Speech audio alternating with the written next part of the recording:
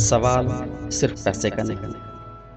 हमारे पास पैसा कमाने की बहुत अच्छी योजना है, बहुत अच्छा प्लान है। जब मैं नेटवर्क कंपनियों की जांच कर रहा था तो ये लाइन मेरे को अक्सर सुनने को मिलती थी कि इस कंपनी का बिजनेस प्लान बहुत ही ज़बरदस्त है और अपने बिजनेस अवसर दिखाने के लिए बेहद उत्सुक लोग मुझे उन लोगों की कहानियां बताते थे जिन्होंने इस बिजनेस के थ्रू एक महीने में बहुत अच्छा पैसा कमाया है, लाखों डॉलर कमाए हैं। नेटवर्क मार्केटिंग बिजनेस की पैसे कमाने की जो संभावना है, मुझे उस पर आज बिल्कुल भी डाउट नहीं। दोस्तों, मैं ये भी मानता हूँ और आप शायद यही सोच रहे होंगे मेरी बात सुन के कि सच यह है कि ढेर सारा पैसा कमाने का लालच कई लोगों को इस बिजनेस में खींच लाता है, परंतु मैं इस बात की सलाह नहीं देता कि आप सिर्फ पैसे कमाने के लिए नेटवर्क मार्केटिंग बिजनेस में आएं, क्योंकि यहाँ पर पैसे के अलावा भी बहुत कुछ है। दोस्तों, दूसरी बात, सवाल प्रोडक्ट का भी नहीं। हमारे पास सबसे अच्छे प्रोडक्ट या सामान है, लोग ये कहते हैं। अलग अलग नेटवर्क मार्केटिंग कंपनियों की जांच करते समय मुझे इस बिजनेस का दूसरा सबसे ज़्यादा लोकप्रिय फायदा बताया गया। यह जानना रोचक था कि प्रोडक्ट पर जोर देने वाली कितनी अधिक सेल्स प्रस्तुतियां जीवन बदलने वाले प्रमाणों पर आधारित थी। एक प्रेजेंटेशन में जो कंपनी के संस्थापक थे उसने मुझे बताया कि किस तरह उसने आयोवा में अपनी मरती हुई मां को बचाने के लिए अपनी गोपनीय दवा खोजी थी। कुछ जांच के बाद मुझे पता चला कि उसकी मां कभी आयोवा में रही ही नहीं। जिस प्रोडक्ट के आविष्कार का वह दावा कर रही थी, वह प्रोडक्ट कैलिफोर्निया की एक प्रयोगशाला से आया था, जो कई दूसरी कंपनियों के लिए भी उस प्रोडक्ट पर प्राइवेट लेबल लगा दिया। जैसा मैंने पहले कहा, किसी भी बिजनेस या प्रोफेशन में इस तरह के जालसाज, धोखेबाज लोग होते हैं। दुनिया में अच्छे लोग भी हैं, बुरे लोग भी हैं। इसी तरह से दुनिया में अच्छी कंपनियां भी हैं और बुरी कंपनियां भी हैं। तो दोस्तों, मैं यही कहूँगा कि पूरी तरह से जांच करें, उसके बाद आप आगे कदम बढ़ाएं। दोस्तों, सच कहा जाए तो मैंने कुछ नेटवर्क मार्केटिंग कंपनियों के जो प्रोडक्ट्स हैं उनको बहुत ही बढ़िया पाया है, ज़बरदस्त पाया है। इन प्रोडक्ट्स में से कुछ का प्रयोग तो मैं अपनी रोज़मर्रा की ज़िंदगी में कर रहा हूँ। दोस्तों, नेटवर्क मार्केटिंग कई तरह के इसमें बिजनेस हैं। 1970 में मैंने जिस पहले नेटवर्क मार्केटिंग बिजनेस को देखा था, उसमें विटामिन बेचे जाते थे। मैंने उन्हें लेकर देखा और पाया कि बहुत अच्छी क्वालिटी के विटामिन थे, और ये विटामिन ऐसे हैं जो हम आज भी ले सकते हैं। दोस्तों, मैंने रिसर्च की, अपनी खोज को कुछ आगे बढ़ाया। मैंने नेटवर्क मार्केटिंग बिजनेस के प्रोडक्ट्स को कुछ श्रेणियों में विभाजित किया है। नंबर 1, श्रृंगार, त्वचा की देखरेख और इस तरह के सौंदर्य product. Number 2, telephone services. 3, real estate services. 4, आर्थिक सेवाएं, जिसमें बीमा, mutual fund, credit card etcetera. Number 5, कानूनी सेवाएं। नंबर 6, इंटरनेट मार्केट डिस्ट्रीब्यूशन, जिसमें कैटलॉग के प्रोडक्ट को डिस्काउंट पर बेचा जाता है, जिसमें वॉलमार्ट द्वारा बेचा जाने वाला लगभग पूरा सामान आता है। Number 7, health care product, vitamins और हेल्थ से रिलेटेड जो प्रोडक्ट्स हैं, सर्विस हैं, वो आती हैं। नंबर 8, आभूषण। 9, टैक्स सेवाएं और 10, शैक्षणिक खिलौने। हर महीने मैं किसी नई नेटवर्क कंपनी के बारे में सुनता ही रहता हूँ जो अपने प्रोडक्ट या पे आउट की योजना में कुछ नयापन लेकर आई हैं। दोस्तों, नेटवर्क मार्केटिंग बिजनेस की अनुशंसा करने का, तारीफ करने का मेरा सबसे बड़ा कारण यह है कि इसका एजुकेशन सिस्टम बहुत अच्छा है। मैं आपको सलाह दूंगा कि आप प्रोडक्ट और भुगतान के आगे जाकर सोचें, यानी आप कंपनी के प्रोडक्ट और वो पैसा किस तरह से देती है, इससे थोड़ा सा आगे बढ़कर आप सोचें, और जो कंपनी के दिल में आप झांक कर यह देखें कि क्या यह आपको शिक्षित और प्रशिक्षित करने में सचमुच रुचि लेती है। इसमें आपको अपना समय देना है। इसके लिए सिर्फ 2 घंटे 3 घंटे का सेल्स लेक्चर सुनना काफ़ी नहीं होगा। लोग कितना पैसा कमा रहे हैं, और यह जानना और सामान से सजे हुए कलरफुल कैटलॉग देखना काफ़ी नहीं होगा। आपको इससे कुछ ज़्यादा करना होगा, यह पता लगाने के लिए कि उनकी शिक्षा सचमुच कितनी अच्छी है। आपको अपने बिस्तर से उठना पड़ेगा और उनके training programme, education system, seminars और इस तरह के प्रोग्राम्स को भी आप ज़रूर अटेंड करें। अगर आपको शुरुआती प्रस्तुति पसंद है, आपको अगर ये लगे कि हाँ प्रेजेंटेशन बहुत बढ़िया है और आपको अच्छा लगे, तो आप थोड़ा और समय निकाल कर उन लोगों से मिलें जो आपको प्रशिक्षण दे रहे थे, जो स्टेज पे बोल रहे थे। आप उनसे ज़रूर मिलें। ध्यान से देखें, क्योंकि कई नेटवर्क मार्केटिंग कंपनियां सिर्फ कहती हैं कि उनकी एजुकेशन सिस्टम बहुत अच्छी, लेकिन मैंने कई जगह पर ऐसा नहीं भी पाया है। कुछ कंपनियों में मैंने देखा है कि उनका एकमात्र प्रशिक्षण केवल किताबों की एक लिस्ट थमा देना होता है और कहा जाता है इन्हें पढ़िए। के बाद वहां पर आपको अपने दोस्तों और अपने परिवार के लोगों को इस बिजनेस में शामिल करने का ट्रेनिंग दिया जाता है। इसलिए इत्मीनान से समय लगाएं और ध्यान से देखें, क्योंकि कई नेटवर्क मार्केटिंग कंपनियों के पास शिक्षण और प्रशिक्षण की बहुत अच्छी योजनाएं होती हैं, इतनी अच्छी कि मेरे विचार से वहाँ दुनिया की सबसे अच्छी रियल लाइफ बिजनेस ट्रेनिंग दी जाती है। दोस्तों, जैसा आप जानते हैं कि मैं शिक्षकों के परिवार से संबंध रखता हूं और मेरे डैडी हवाई राज्य के स्कूल सिस्टम के हेड थे। हालांकि मैं शिक्षाविदों के परिवार से आया हूं, परंतु मुझे पारंपरिक शिक्षा का सिस्टम बिल्कुल पसंद नहीं था। हालांकि मुझे न्यूयॉर्क में एक प्रसिद्ध फेडरल मिलिट्री एकेडमी में एडमिशन मिला और मैंने बीएससी भी किया था, लेकिन शिक्षा की पारंपरिक दुनिया मुझे बोरियत भरी लगती थी। मैं विद्यार्थी होने का फर्ज अदा करता था और इस तरह मैं ग्रेजुएट हो गया, लेकिन जो मैं पढ़ रहा था मुझे उसमें कतई दिलचस्पी नहीं और ना ही मुझे उसमें कुछ चैलेंजिंग नज़र आता था।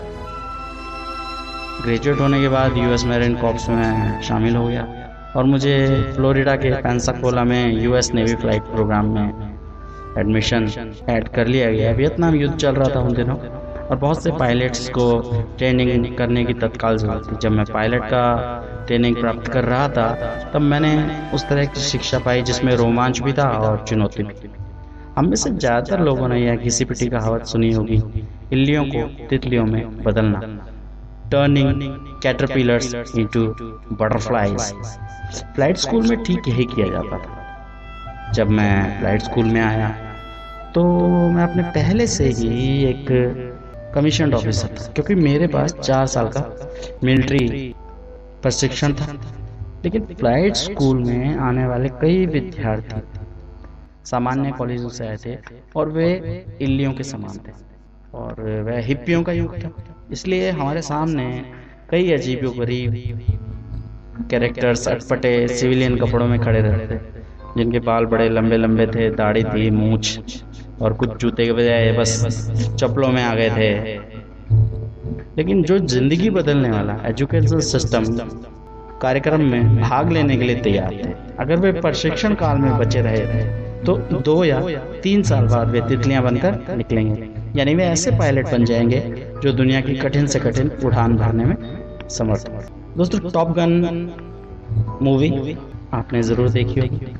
उन सर्वश्रेष्ठ इल्लियों के बारे में थी जिन्हें यूएस नेवी फ्लाइट स्कूल में तितलियों में बदला था। वियतनाम जाने के ठीक पहले मुझे भी कैलिफोर्निया के सैन डिएगो में तैनात किया गया, जहाँ पर टॉप गन स्कूल स्थित। हालांकि मैं उस फेमस स्कूल के लायक बहुत अच्छा पायलट तो नहीं था, फिर भी उस फिल्म में युवा पायलटों द्वारा दिखाई गई बहादुरी, ऊर्जा और विश्वास हमें इतने पसंद आए कि हम में से ज़्यादातर लोगों ने यह महसूस किया कि लड़ाई पर जाने का यही तरीका होना चाहिए। पहले हम नौसिखिए युवक थे जिन्हें उड़ान भरना नहीं आता था, लेकिन अब हम ऐसे युवक बन गए थे जो प्रशिक्षित थे, अनुशासित थे और शारीरिक, मानसिक और भावनात्मक रूप से इन चुनौतियों का सामना करने के लिए भी तैयार थे और जिनसे अधिकांश लोग बचते थे।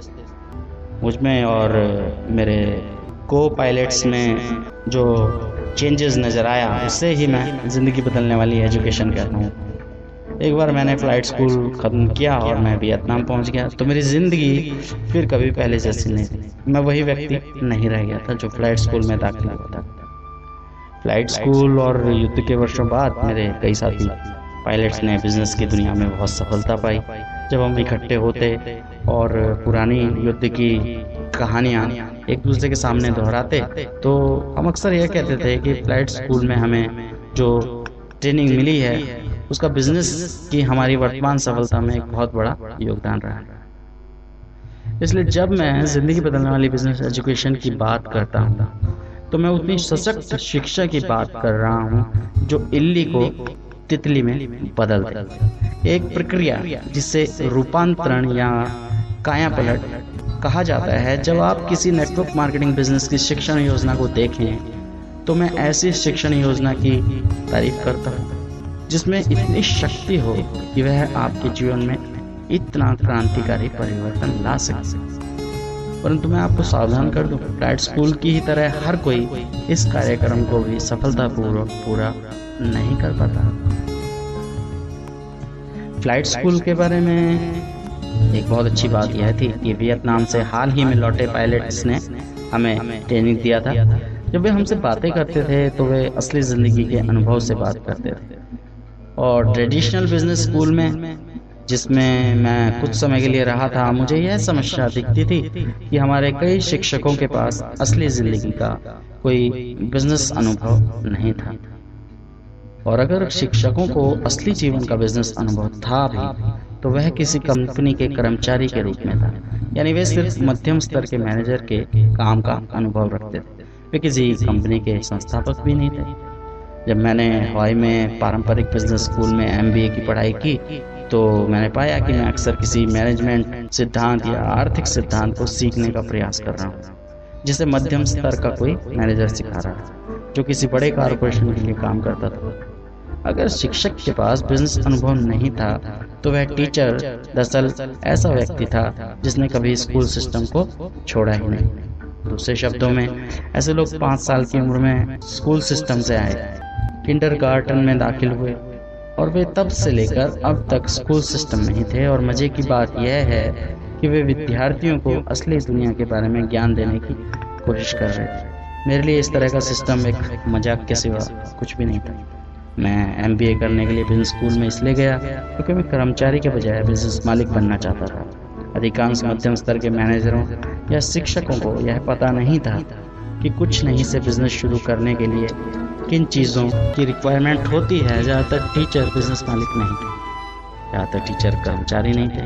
वे यह भी नहीं जानते थे कि सड़कों पर बचे रहने के लिए किन बिजनेस योग्यताओं की आवश्यकता होती है, क्योंकि उनमें से कई बिजनेस की असली दुनिया की सड़कों पर कभी रहे ही नहीं। वे स्कूल के दड़बे से बाहर निकलते थे और कॉर्पोरेट दुनिया के दड़बे में घुस जाते थे। वे नौकरी की सुरक्षा और स्थायी तनख्वाह के प्रति बेहद चिंतित नजर आते थे। दूसरे शब्दों में, ज़्यादातर शिक्षकों के पास बहुत बढ़िया बिजनेस सिद्धांत थे, परंतु बहुत कम के पास बढ़िया बिजनेस योग्यताएं थी। ऐसी योग्यताएं जिनके द्वारा वे शुरुआत से कोई बिजनेस खड़ा कर पाएं और बाद में बिजनेस की असली दुनिया में ढेर सारी दौलत कमा पाएं। उनमें से ज़्यादातर का गुजारा बिना तनख्वाह के नहीं हो पाता था। बिजनेस स्कूल में मैं सिर्फ 9 महीने टिक पाया और फिर मैं बिना MBA किए ही उससे बाहर भी निकल गया। मेरे लिए MBA करने के लिए पारंपरिक बिजनेस स्कूल में वापस आना इल्लियाँ बनाने के स्कूल में वापस लौटने की तरह था। फ़्लाइट स्कूल के बाद मैं एक ऐसा बिजनेस स्कूल खोलना चाहता था जो मुझे तितली बनना सिखा सके। 1974 में जब मुझे मेरिन कॉर्प्स से रिलीज़ किया गया तो मैं अपने अमीर डैडी के पास गया और उन्होंने मुझे वह बिजनेस शिक्षा दी जिसकी मैं तलाश कर रहा था। मेरे डैडी का बिजनेस स्कूल एक ऐसा बिजनेस स्कूल था जो उन योग्यताओं पर ज़्यादा ध्यान देता है जो किसी को अमीर बनाती हैं और उन सिद्धांतों पर उतना ध्यान नहीं देता जिनसे बिजनेस बनता है या अर्थव्यवस्था चलती है। अमीर डैडी अक्सर कहा करते थे, आप योग्यताओं से अमीर बनते हैं, सिद्धांतों से नहीं। क्या मुझे बिजनेस स्कूल छोड़ने का अफसोस है? हाँ, कई बार मुझे अफसोस होता है, परंतु मैं स्कूल छोड़ने वाले बहुत सारे अच्छे लोगों के ग्रुप में हूँ। Bill Gates, Michael Dell, Steve jobs और टेड टर्नर भी स्कूल पूरा नहीं कर पाए थे। थॉमस एडिसन और हेनरी फोर्ड जैसे शुरुआती व्यवसायी भी स्कूल से बाहर निकल गए थे। मुझे विश्वास है कि इन सभी व्यवसायियों ने अपने असली दुनिया का बिजनेस अनुभव हासिल करने के लिए स्कूल के बजाय असली दुनिया के बिजनेस को चुना, क्योंकि यह अधिक रोमांचक था, चैलेंजिंग था। ये लोग विराट तितलियां बन गए और इन्होंने हमेशा के लिए बिजनेस की दुनिया को बदल कर रख दिया। दोस्तों, मुझे गलत ना समझें, मैंने जिस बिजनेस स्कूल में पढ़ा वहाँ पर सिखाई जा रही ज़्यादातर जानकारी बिजनेस में रहने वाले किसी भी व्यक्ति के लिए महत्वपूर्ण जानकारी थी। बहरहाल यह स्कूल सड़कों पर काम करने वाली वे योग्यताएं नहीं सिखा रहा था जिनकी मुझे बिजनेस मालिक बनने के लिए ज़रूरत थी। इसके बजाय पारंपरिक बिजनेस स्कूल मुझे एक कर्मचारी बनने की योग्यताएं सिखा रहा था। स्कूल छोड़ने के बाद जल्दी ही मैंने अपना पहला 9 और वेल्को सर्फर वॉलेट बिजनेस शुरू किया, पर्स का काम शुरू किया और दुनिया भर में 500 सेल्स प्रतिनिधियों के साथ इसे दुनिया के सामने पेश किया। 30 साल की उम्र तक मैं मिलेनियर बन गया था, परंतु उसके 2 साल बाद कंपनी ही दिवालिया हो गई। हालांकि किसी बिजनेस को खोना सुखद अनुभव कतई नहीं है, परंतु यह एक बहुत बड़ी शिक्षा साबित हुई। मैंने 3 सालों में बहुत कुछ सीखा, न सिर्फ बिजनेस के बारे में बल्कि अपने बारे में भी। विश्वव्यापी बिजनेस बनाना और विश्वव्यापी बिजनेस खोना निश्चित रूप से बिजनेस सिद्धांत पर आधारित शिक्षा नहीं थी। बहरहाल मेरे लिए यह अमूल्य शिक्षा थी, एक ऐसी शिक्षा जिसने मुझे आखिरकार अमीर बनाया। परंतु इससे भी अधिक महत्वपूर्ण बात यह है कि यह ऐसी शिक्षा थी जिसने मुझे आजाद कर दिया। मैं ऐसी शिक्षा नहीं चाहता था जो मुझे MBA की डिग्री दिलाकर नौकरी तलाशने वाली इल्ली में बदल दे। उस हादसे के बाद मेरे डैडी ने मुझसे कहा, धन और सफलता आपको दंभी और मूर्ख बना देते हैं। आप थोड़ी सी गरीबी और विनम्रता के साथ आप एक बार फिर से विद्यार्थी बन सकते हैं। और यह पुस्तक उन्हीं लोगों के लिए है जो दूसरों की मदद करते हैं, क्योंकि कई नेटवर्क मार्केटिंग कंपनियां दरअसल यही करती हैं। ये कंपनियां बिजनेस स्कूल ही हैं जो उन लोगों को सिखाती हैं जो व्यवसाय की असली दुनिया की योग्यताएं सीखना चाहते हैं और कॉर्पोरेट दुनिया में अच्छी तनख्वाह वाला मध्यम स्तर का मैनेजर नहीं बनना चाहते। कुछ नेटवर्क मार्केटिंग कंपनियों के ट्रेनिंग्स में भाग लेने के बाद मुझे लीडर्स से मिलने का अवसर भी मिला जो असली दुनिया के बिजनेस मालिक थे और उन्होंने जीरो से अपना बिजनेस शुरू किया था। कई तो महान प्रोफेसर थे क्योंकि वे अपने अनुभव से सिखा रहे थे, सिद्धांत से। बिजनेस सेमिनारों में बैठने के दौरान मैंने अक्सर अपने आप को सीधे दिल से निकलती बातों पर सहमति में सिर हिलाते हुए पाया कि बिजनेस की असली दुनिया में सड़कों पर बचे रहने के लिए आपको किन चीज़ों की ज़रूरत होती है। बहरहाल असली दुनिया की बिजनेस योग्यता सिखाने से भी ज़्यादा महत्वपूर्ण बात यह थी कि इन लीडर्स ने असली दुनिया के मानसिक और भावनात्मक नज़रिए या दृष्टिकोण सिखाए जो दुनिया में सफल होने के लिए ज़रूरी है। कुछ सेमिनारों में मुझे जो शिक्षा मिली वह अमूल्य थी, पूरी तरह अमूल्य, खासतौर पर ऐसे व्यक्ति के लिए जो अपने आप को तितली में बदलना चाहता था। सेमिनारों के बाद मैं अक्सर ट्रेनर्स से बात करता था। मुझे हैरानी होती थी कि वे न सिर्फ अपने बिजनेस से बल्कि अपने निवेशों से भी बहुत ज़्यादा पैसे कमाते हैं। कुछ तो कॉर्पोरेट अमेरिका के कई अग्रणी CEO से भी ज़्यादा पैसे कमाते थे। और ये तो तय है कि उन प्रशिक्षकों से तो अधिक पैसे वो कमाते ही थे जो हमारे रोज़मर्रा के पारंपरिक बिजनेस स्कूल में पढ़ा। उन ट्रेनर्स में कुछ और था। हालांकि वे अमीर थे और उन्हें शिक्षा देने की आवश्यकता नहीं थी, परंतु उनमें सिखाने का जोश था। उनमें अपने साथी इंसानों की मदद करने का उत्साह था। उनके जोश का एक कारण यह है कि नेटवर्क मार्केटिंग बिजनेस का आधार यह है कि लीडर्स लोगों को ऊपर खींचे। मैं फिर से दोहरा दूं, उनके जोश का एक कारण यह है कि नेटवर्क मार्केटिंग बिजनेस का आधार लीडर्स लोगों को ऊपर को खींचे जबकि पारंपरिक कॉरपोरेट या शासकीय बिजनेस इस बात पर आधारित है कि केवल थोड़े से लोगों को ही प्रमोट किया जाए और बहुसंख्यक कर्मचारियों को स्थायी तनख्वाह देकर संतुष्ट कर दिया जाए। नेटवर्क मार्केटिंग की दुनिया के प्रशिक्षण यह नहीं कह रहे थे अगर तुम अच्छा प्रदर्शन नहीं करोगे तो तुम्हें नौकरी से निकाल दिया जाएगा। आपको याद आया दोस्तों?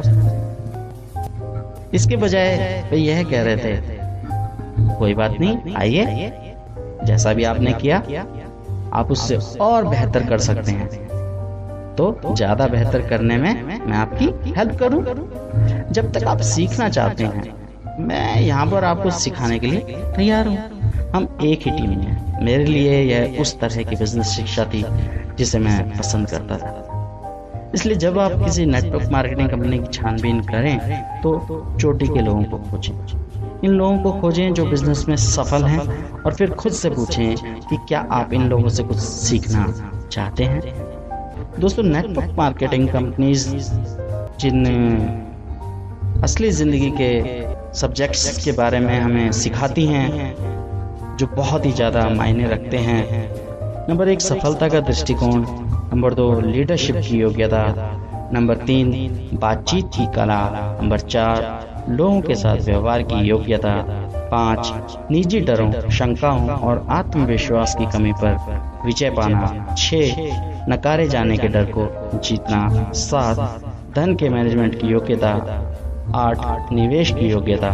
9, अकाउंटेबिलिटी या जवाबदेही की योग्यता। 10, टाइम मैनेजमेंट की योग्यता। 11, लक्ष्य निर्धारित करना। 12, सफलता के लिए सही पोशाक पहनना। नेटवर्क मार्केटिंग बिजनेस में मैं जिन सफल लोगों से मिला हूँ उन्होंने इन योग्यताओं को नेटवर्क मार्केटिंग के प्रशिक्षण कार्यक्रमों से ही विकसित किया है। चाहे आप नेटवर्क मार्केटिंग सिस्टम की चोटी पर पहुंच जाएं या ज़्यादा पैसा कमा लें, यह प्रशिक्षण जिंदगी भर आपके बहुत काम आता है। अगर शैक्षणिक कार्यक्रम अच्छा है तो यह आपकी ज़िंदगी संवार सकता है, बदल सकता है, गुड से ग्रेट कर सकता है, शायद हमेशा। जिंदगी बदलने वाली एजुकेशन क्या है? जिंदगी बदलने वाली शिक्षा से मेरा क्या मतलब है? जिसका अर्थ है 4 कोनों वाला बहुफलक, जिसे आमतौर पर पिरामिड के नाम से जानते हैं। और मिस्र के पिरामिड सदियों बाद भी बचे हुए हैं। दूसरे शब्दों में चतुष्फलक या पिरामिड बहुत स्थायी संरचनाएं हैं। सदियों से बुद्धिजीवियों का यह विश्वास है कि शाश्वत नियम या प्रकृति 4 की संख्या में कार्य करते हैं। इस प्रकरण में 4 दिशाओं में इसलिए 4 मौसम होते हैं: सर्दी, गर्मी, बरसात, पतझड़। ज्योतिषी का अध्ययन करने वाले लोग जानते हैं कि 4 मुख्य राशियां होती हैं: भूमि, वायु, अग्नि और जल। जब मैं जिंदगी बदलने वाली शिक्षा के बारे में बात करता हूँ तो उसमें भी परिवर्तन 4 की संख्या में ही पाए जाते हैं। दूसरे शब्दों में, अगर जिंदगी बदलने वाली सच्ची शिक्षा को प्रभावी बनना है तो इसे लर्निंग पिरामिड यानी सीखने के पिरामिड के सभी 4 बिंदुओं यथा मानसिक, भावनात्मक, शारीरिक और आध्यात्मिक शिक्षा को प्रभावित करना चाहिए। मानसिक शिक्षा। पारंपरिक शिक्षा मुख्य रूप से मानसिक शिक्षा पर जोर देती है। यह आपको पढ़ने, लिखने और मैथमेटिक्स की योग्यताएं सिखाती हैं, जो बहुत महत्वपूर्ण योग्यताएं हैं। इन्हें अक्सर संज्ञात्मक योग्यताएं यानी कॉग्निटिव स्किल कहा जाता है। पारंपरिक शिक्षा के बारे में मुझे जो बात पसंद नहीं आई वह यह थी कि यह शिक्षा के भावनात्मक, शारीरिक और आध्यात्मिक पहलुओं को गलत तरीके से प्रभावित करती थी। भावनात्मक शिक्षा। पारंपरिक शिक्षा के बारे में मेरी एक शिकायत यह है कि यह डर की भावना पर टिकी होती है। ज़्यादा स्पष्ट रूप से कहें तो यह गलतियां करने के डर पर टिकी होती है, जिससे असफलता का डर पैदा होता है। मुझे सीखने के लिए प्रेरित करने के बजाय टीचर मुझे प्रेरित करने के लिए असफलता से डराते थे, और इस तरह के सेंटेंसेस उस समय वे बोलते थे, तुम्हारे अच्छे नंबर नहीं आए तो तुम्हें अच्छी तनख्वाह वाली नौकरी नहीं मिलेगी। इसके अलावा जब मैं स्कूल में था तो गलतियां करने पर मुझे सजा मिलती थी। स्कूल में मैंने भावनात्मक रूप से यह सीख लिया कि गलतियां करने से डरना चाहिए।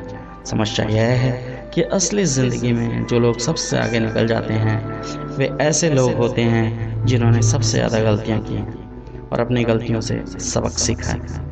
मेरे गरीब डैडी यानी मेरे स्कूल टीचर डैडी सोचते थे कि गलतियां करना पाप है। दूसरी तरफ मेरे अमीर डैडी कहा करते थे हमारे सीखने की प्रक्रिया इस तरह से बनाई गई है कि गलतियां करके ही हम सीख पाते हैं। हम साइकिल चलाना तभी सीख पाते हैं जब हम उससे गिरते हैं और उठकर फिर से उस पर सवार होते हैं, फिर गिरते हैं और फिर सवार होते हैं। उनका यह भी कहना था यह पाप है कि आप गलती करें और उससे कुछ न सीखें। आगे वे कहते थे ज़्यादातर लोग गलती करने के बाद इसलिए झूठ बोलते हैं क्योंकि वे अपनी गलती मानने के विचार से भावनात्मक रूप से आतंकित होते हैं, इसलिए वे सीखने का और विकास का एक मौका गंवा देते हैं। गलती करना यह मानना कि आपने गलती की है और इसके लिए किसी और को दोष न देना या बहाने न बनाना, यही तो सीखने का तरीका है। गलती करना और उसे न मानना या अपनी गलतियों के लिए किसी और को दोष देना पाप है। हाल ही में हमने एक अमेरिकी प्रेसिडेंट को देखा जिनका विवाह के बाद सेक्स चर्चा में रहा। मेरे विचार से विवाहेतर सेक्स से भी बुरी चीज यह थी कि उन्होंने पकड़े जाने पर इस बारे में झूठ बोला। झूठ बोलना न सिर्फ कमजोर चरित्र का प्रतीक है बल्कि यह एक अच्छी गलती को बर्बाद करना है, कुछ सीखने के अवसर को गंवाना है। पारंपरिक बिजनेस की दुनिया में भी गलती के बारे में इसी तरह का नजरिया होता है। बिजनेस की दुनिया में अगर आप गलती करते हैं तो अक्सर आपको सजा दी जाती है या आपको नौकरी से निकाल दिया जाता है। नेटवर्क मार्केटिंग की दुनिया में आपको अपनी गलतियों से सीखने, उन्हें सुधारने और मानसिक तथा भावनात्मक रूप से ज़्यादा स्मार्ट बनने के लिए प्रोत्साहित किया जाता है। जब मैं कॉर्पोरेट दुनिया में बेचना सीख रहा था, सेल्स सीख रहा था, तो जो सेल्समैन अपना लक्ष्य हासिल नहीं कर पाते थे उन्हें निकाल दिया जाता था। दूसरे शब्दों में हम असफलता से डरने वाली दुनिया में जी रहे थे, सीखने की दुनिया में नहीं जी रहे थे। इसलिए कॉर्पोरेट दुनिया में इतने सारे लोग इल्लियां बने रहते हैं। कोई व्यक्ति इस तरह उठ सकता है जब वह कॉर्पोरेट खोल यानी कोकोन में असफलता के डर के द्वारा कसकर लिपटा रहे। नेटवर्क मार्केटिंग की दुनिया में लीडर का मुख्य लक्ष्य उन लोगों के साथ काम करना होता है जो अच्छा प्रदर्शन नहीं कर पा रहे हैं। उन्हें बाहर निकालने के बजाय उन्हें ऊपर उठाने के लिए प्रोत्साहित करना होता है। अगर आपको साइकिल से गिरने के लिए सजा दी जाती और साइकिल चलाने में फेल कर दिया जाता तो आप शायद कभी साइकिल चलाना नहीं सीख पाते, है ना दोस्तों। पैसे की दृष्टि में मैं अधिकांश लोगों से ज़्यादा सफल इसलिए नहीं हूँ क्योंकि मैं अधिकांश लोगों से ज़्यादा स्मार्ट हूँ, बल्कि इसलिए हूँ क्योंकि मैं अधिकांश लोगों से ज़्यादा बार असफल हुआ हूँ। दूसरे शब्दों में मैं इसलिए आगे निकल पाया क्योंकि मैंने ज़्यादा गलतियाँ की। नेटवर्क मार्केटिंग की दुनिया में आपको गलतियाँ करने, उन्हें सुधारने, उनसे सीखने और ख़ुद का विकास करने के लिए प्रोत्साहित किया जाता है। मेरे विचार से यही जिंदगी बदलने वाली शिक्षा है। जब आप अपने डर से बाहर निकल जाते हैं तो आप उड़ना शुरू कर देते हैं। You start flying. अगर आप ऐसे व्यक्ति जो गलतियां करने और फेल होने के डर से बहुत ज़्यादा डरे हुए होते हैं, आतंकित रहते हैं, तो मेरा विश्वास है कि नेटवर्क मार्केटिंग बिजनेस और इसका महान एजुकेशन सिस्टम आपके लिए खास तौर से अच्छा रहेगा। मैंने अपनी आंखों से नेटवर्क मार्केटिंग के ट्रेनिंग प्रोग्राम्स को देखा है जिनमें लोगों का आत्मविश्वास बढ़ता है, बहुत बढ़ता है। और अगर एक बार आप में आत्मविश्वास बढ़ जाए तो आपकी ज़िंदगी हमेशा के लिए बदल सकती है। शारीरिक शिक्षा, फिजिकल एजुकेशन, आसान शब्दों में कहा जाए तो जो लोग गलतियां करने से डरते हैं वे ज़्यादा नहीं सीख पाते क्योंकि वे ज़्यादा कुछ करते ही नहीं हैं। ज़्यादातर लोग जानते हैं कि सीखना दरअसल एक मानसिक प्रक्रिया होने के साथ साथ एक शारीरिक प्रक्रिया भी है।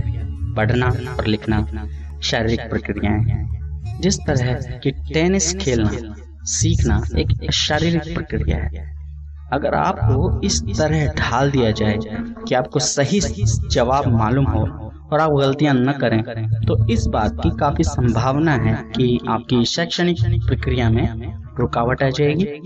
अगर आपको सभी जवाब मालूम हैं परंतु आप किसी भी काम को करने से डरते हैं, तो आप किस तरह की तरक्की कर सकते हैं?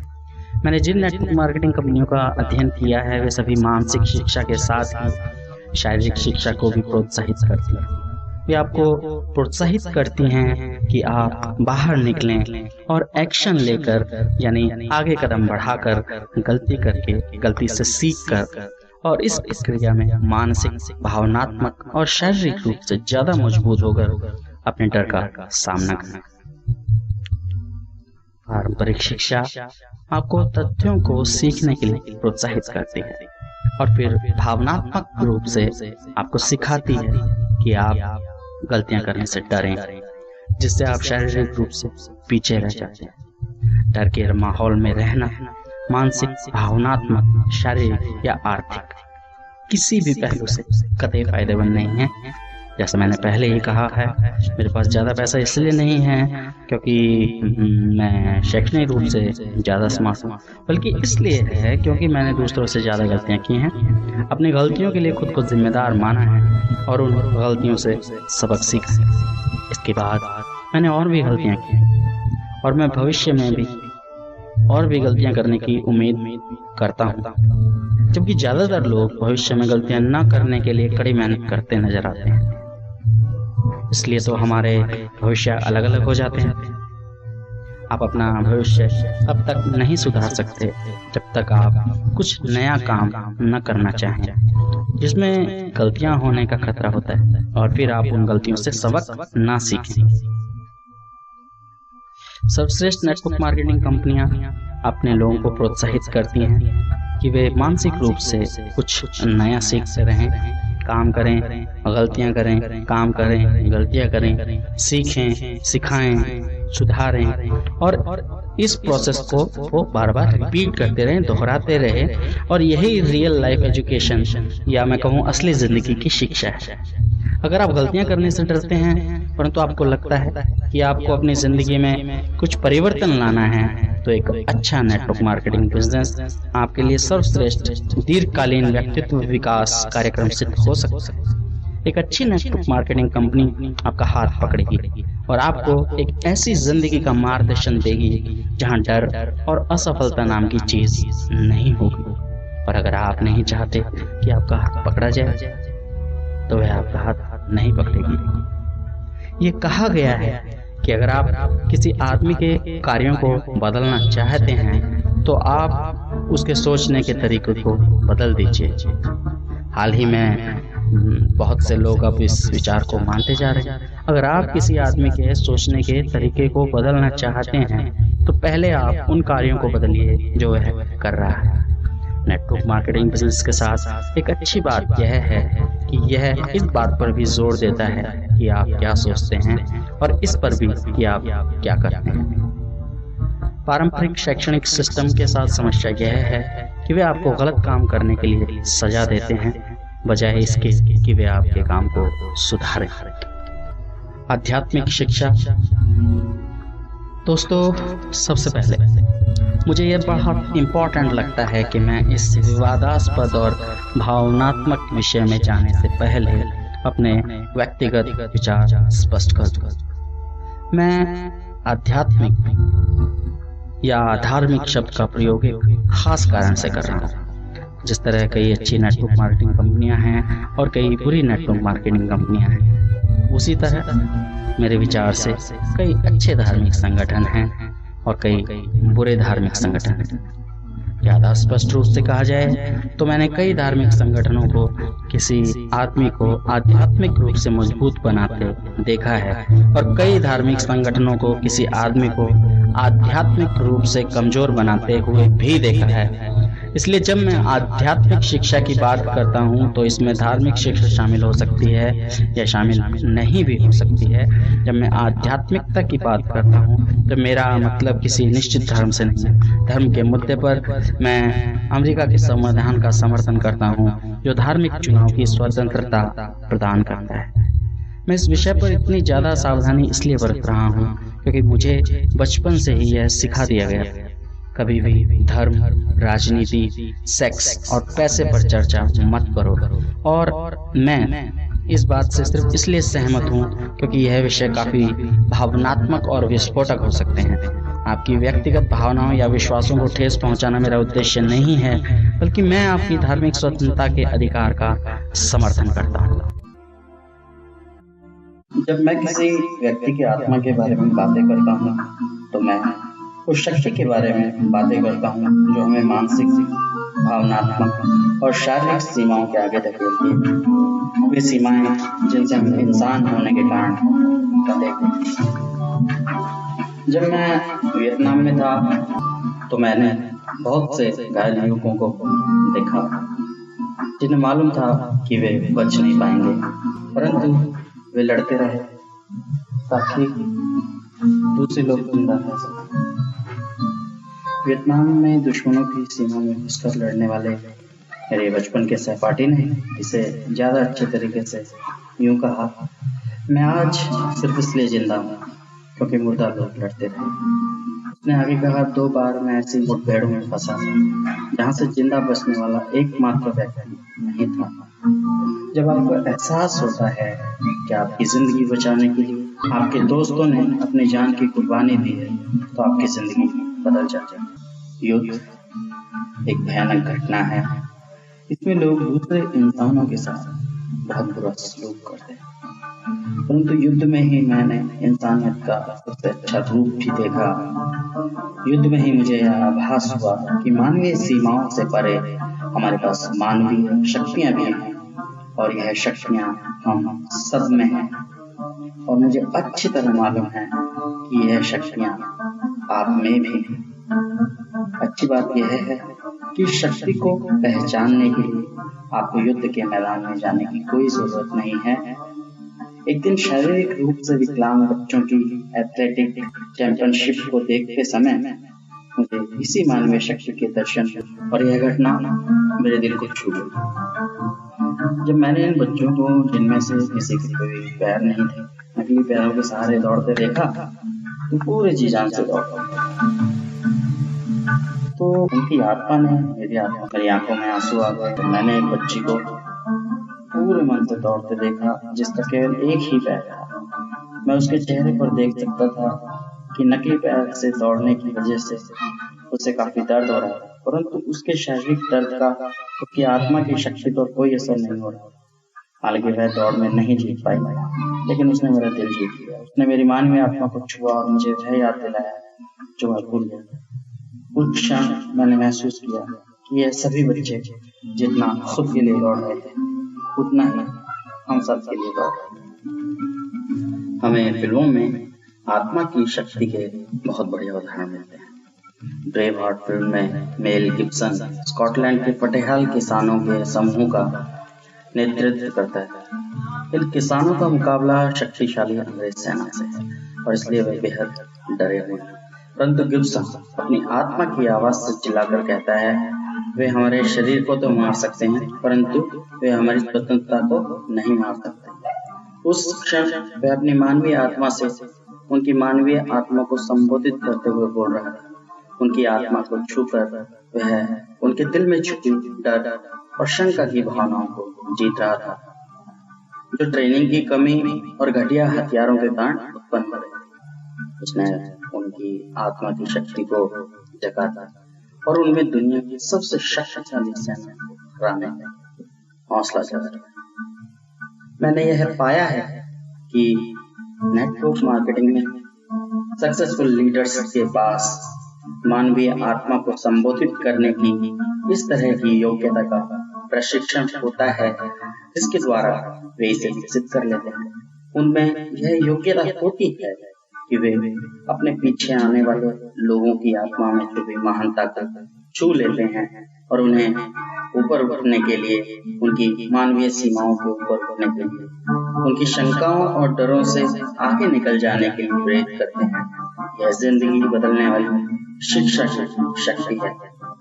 मेरे अमीर डैडी मुझसे अक्सर कहते थे, खासतौर पर ऐसे समय जब मेरे पास पैसा नहीं होता था, आत्मविश्वास नहीं होता था और जवाब नहीं होता।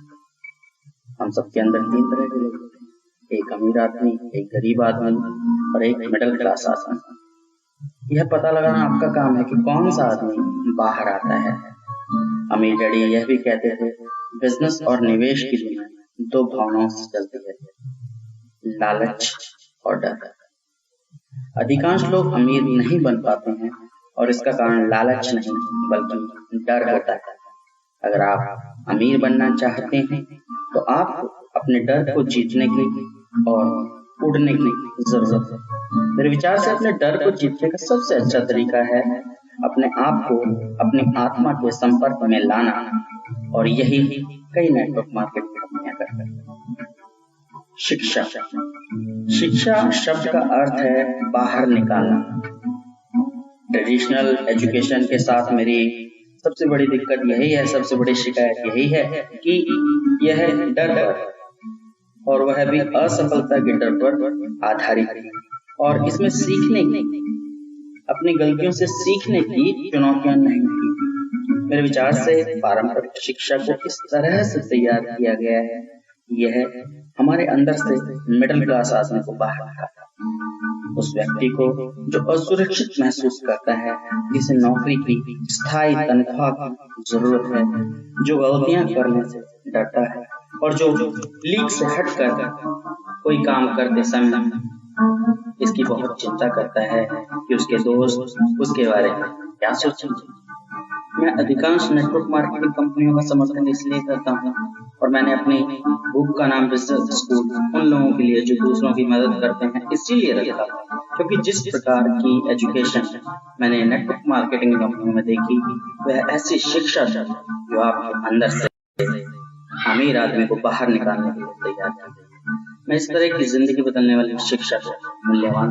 वैसे मैं आपको बता दूं कि फोर्ब्स मैगजीन के अनुसार अमीर आदमी वह होता है जो हर साल $10 लाख या इससे ज्यादा कमाता है। दूसरी ओर गरीब आदमी वह होता है जो हर साल $25,000 से कम कमाता है। सवाल यह नहीं है कि आप आज कितना कमाते हैं, सवाल यह है क्या आपका पेशा आपको हर साल $10 लाख या इससे अधिक कमाने के लिए ट्रेनिंग कर रहा है। मैं फिर से दोहरा दूं, it's a very important line, क्या आपका पेशा आपको हर साल $10 लाख या इससे अधिक कमाने के लिए प्रशिक्षित कर रहा है? अगर ऐसा नहीं है तो शायद आप बेहतर शिक्षा तलाशना चाहिए। जब मेरी पहली कंपनी नायलॉन और वेल्को सर्फर वॉलेट बिजनेस डूब गया तो मेरे अमीर डैडी ने मुझे बधाई दी। उन्होंने कहा, तुमने हाल ही में मल्टी मिलियनियर शिक्षा की, तुम बहुत अमीर बनने की राह पर चल रहे हो। उन्होंने यह भी कहा, अधिकांश लोग इस वजह से अपने भीतर के अमीर आदमी को नहीं जान पाते क्योंकि गरीब आदमी अब भी सोचता है कि गलतियां करना बुरा है। मेरे लिए ट्रेडिशनल एजुकेशन और जीवन बदलने वाली शिक्षा के जीवन मूल्यों में अंतर सिर्फ इतना था कि एक में गलतियां करने के लिए सजा दी जाती थी, जबकि दूसरी शिक्षा में अपनी गलतियों से सीखने की प्रेरणा दी जाती थी। मानवीय आत्मा पर जोर दिया जाता था, ऐसी आत्मा पर जो इतनी सशक्त है कि वह मानसिक, भावनात्मक या शारीरिक गुणों की किसी भी कमी को पार कर सकती है। मेरे गरीब डैडी नौकरी सुरक्षा को महत्व देते थे, मेरे अमीर डैडी आर्थिक स्वतंत्रता को महत्व देते थे। नौकरी की सुरक्षा खोजने वाले व्यक्ति से आर्थिक स्वतंत्रता चाहने वाले व्यक्ति में बदलना क्यों फायदेमंद है? यह क्वाड्रेंट बदलने से शुरू होता है, और दूसरे शब्दों में मैं यदि कहूँ, आप यह जानेंगे कि सिर्फ नौकरियां बदलने से ही जिंदगी क्यों नहीं बदलती।